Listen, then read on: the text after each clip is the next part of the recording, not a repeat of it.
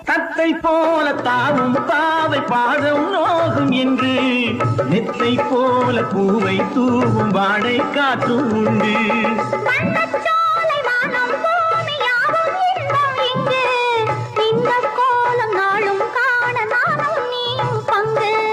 கண்ணில் ஆடும் மாங்கனி கையில் ஆடுமா, கண்ணில் ஆடும் மாங்கனி கையில் ஆடுமா.